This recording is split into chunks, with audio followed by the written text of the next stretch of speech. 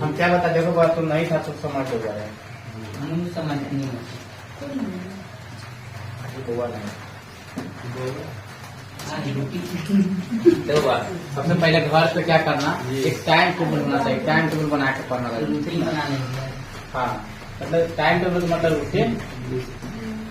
Routine बना के पड़ेगा ना, तो कोई किसी को जल्दी समझेगा। एक समय मिलेगा आपको कि इतना समय में ये विषय, इतना समय में ये विषय, इतना समय में ये विषय, ठीक ना।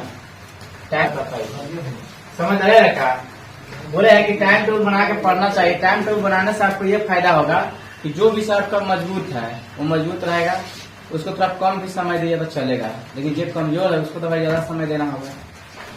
कम से कम आपको अभी 5 से 6 घंटा तो अभी फिलहाल पढ़ना चाहिए। और वही के लिए कि देखो तुम्हारे पास है सितंबर तो समझो खत्म है, अक्टूबर, नवंबर, दिसंबर, जनवरी, क्या कि फरवरी में तो एग्जाम हो जाता है, ठीक ना। ये 4 महीना मान लो, 4 महीना में तुमको बहुत ऐसा पर्व है, जैसे दुर्गा पूजा हो गया, दीपावली हो गया, छठ हो जाएगा, इसी में सरस्वती पूजा होता है, 26 जनवरी भी होता है, इसी में शादी विवाह होता है, बहुत ऐसा होता है ना। मतलब मान लो तो इस सबको भी तो देखना है, और देखना ही नहीं, वहाँ जाना भी मत। किसी के शादी में नहीं जाना, ऐसा नहीं कि उसका शादी नहीं है, उसका शादी होगा, लेकिन तुमको नहीं पढ़ने से तुम्हारा रिजल्ट गड़बड़ा सकता है। लेकिन तुम्हारे नहीं जाने से उसका शादी विवाह ऐसे होबे करेगा। तुम कोई पबनी में नहीं जाएगा तो ये पबनी होगा, ऐसा नहीं है कि नहीं होगा। क्या तुम दुर्गा पूजा में जाएगा तो नहीं होगा, दुर्गा पूजा छठ में भी तुम घाट पर नहीं जाएगा तो ये कोई दिक्कत नहीं। अगर नहीं वो बात बताया, तुम नहीं जाएगा तो क्या छठ पूजा नहीं होगा, तो वही बता दिया। इस सब पर भी ध्यान रखना, और एक टाइम बनाओ, टाइम के अनुसार पढ़ो, बहुत अच्छा लगेगा और तुम्हारा जल्दी ग्रोथ होगा, ठीक ना। कोई भी चीज जल्दी पकड़ पाएगा। दूसरा VVI पॉइंट है, खुद के कमजोरी को देखते हुए हर विषय पर समय देना चाहिए। खुद के कमजोरी के कहना ये मतलब कि देखो बहुत ऐसा सब्जेक्ट होगा आपको जो अभी तक समझ में नहीं आया होगा, पढ़ लेता होगा लेकिन समझ में नहीं आता होगा, तो समझ में कैसे आता होगा। जैसे मान लो, जैसे आप बहुत लगा का है कि संस्कृत उसको समझ में नहीं आया, कितना के हिंदी जो है, हिंदी मतलब जल्दी पकड़ में आ जाता है, कोई भी 1-2 बार देखता है समझ में आ जाता है। बहुत का ऐसा होगा जो फिजिक्स समझ में नहीं आएगा, तो जो आपको समझ में नहीं आएगा वो कब ठीक होगा, जब आप उसको समय दीजिएगा। अपने कमजोरी को खुद में अंदर झांक के देखिए कि वही चीज हमसे नहीं बन रहा है, टेस्ट में नंबर कम आ रहा है तो क्यों आ रहा है, उसको घर पर रिविजन कीजिएगा तब होगा, ठीक है ना। तो घर पे क्या कीजिए, जरा से अगर रिविजन किया, जो कमजोर पार्ट है उसको एक टाइम टेबल बना के पढ़िए, तब जाकर तुम ग्रोथ करेगा, तुम्हारा नंबर बढ़ेगा, नहीं तो नहीं बढ़ने वाला है। जैसे बाहर कमाने वाला आता है ना, 2-3 महीना पास करता है, वैसे ही तुम्हारा हाल भी रहेगा। तीसरा है वो VVI पॉइंट, इसको इसलिए रखे हैं क्योंकि रिवीजन का बेस्ट तरीका आपको मालूम होना चाहिए, ठीक है ना। रिवीजन कैसे, तो जैसे आप देखिए, आप लोग क्या करते हैं रिवीजन में, दिन में पढ़वे नहीं करते हैं, दिन में सोचते हैं कि शाम में पढ़ लेंगे, शाम में सोचते हैं कि वो आज जो है ना आज छोड़ देते हैं, गोले उठ जाएंगे, गोला में जब उठते देखते हैं बहुत अंधेरा है, सोने लगता है, आप फिर 1 घंटा के बाद उठ जाएंगे, ऐसे सोचने लगता है, सोचते तुम्हारा टाइम है तो तुम्हारा ऐसा पढ़ रहे, फिर से बहाना वैसे चलने लगता है, तो ऐसा नहीं होना चाहिए, ठीक ना। ये सब बहाना नहीं चलेगा। एक रिवीजन का एक बेस्ट तरीका अपनाइए, जैसे शाम को हमको, जैसे आप दिन में मैथ पढ़ लिए, दिन भर मैथ बनाए, शाम को हमको जैसे आप कोई विषय हिंदी पढ़े हो जाएगा तो शाम को उसको रिवीजन कर लीजिए एक बार, खाली सब विषय का एक टाइम रखिए। जैसे मान लीजिए जैसे हिंदी हो गया, जैसे संस्कृत हो गया, जैसे हो गया विज्ञान हो गया, सामाजिक विज्ञान हो गया, क्या ये सब आपको रिवीजन से ही नहीं ग्रोथ करेगा। लेकिन मैथ है, आपको मैथ जितना ज्यादा प्रैक्टिस करोगे उतना ज्यादा तुम्हें पकड़ आएगा, क्योंकि मैथ एक बार बनाने से कभी ठीक नहीं होगा। लेकिन ये विषय है बार बार पढ़ने से आपको याद होगा। हिंदी में आपको बताइए, लिखने से जल्दी याद होगा, कोई भी उसको 2-4 बार पढ़ोगे तो अपने लिखने आ जाएगा, ठीक है ना। तो ये सब ध्यान रखिएगा।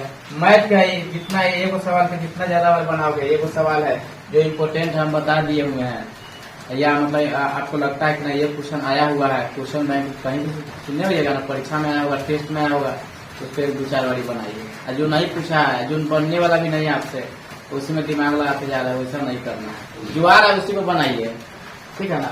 नहीं बनता है तो हमसे आकर के पूछिए, लेकिन प्रॉब्लम दूर करके चलिए।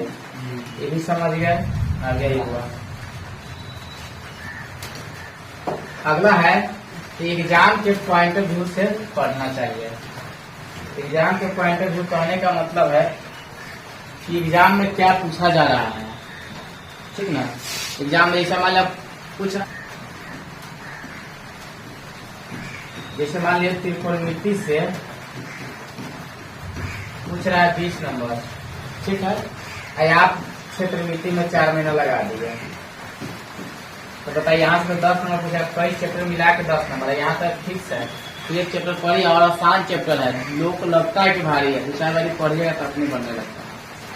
2-4 बारी बनाइए तो बताइए ये चैप्टर पढ़ना इंपोर्टेंट है कि ये चैप्टर पढ़ना है। तो जो ज्यादा नंबर दिलाएगा उसको पढ़ना जरूरी है, ठीक है।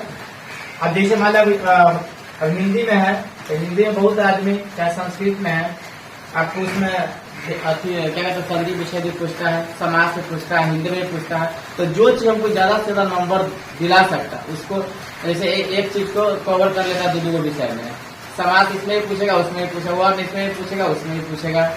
तो मान लो उस चीज को हम पढ़ेंगे बार बार, और जो पूछना नहीं कर रहा उसी में हम दिमाग लगा रहे हैं। तो जो चीज पूछ रहा है उसको पॉइंट करके पढ़ना हमको है, ठीक ना। जो नहीं पूछ रहा है उसको सिर्फ देख लेना है एक बार, जो नहीं कभी पूछा है, ठीक है ना। चलिए अगला देखिएगा। अगला वो है, ये देख लीजिए, बहुत ही ज्यादा इम्पोर्टेंट है। सबसे पहले हम कई बार बता चुके हैं कि आपका राइटिंग अच्छा होना चाहिए।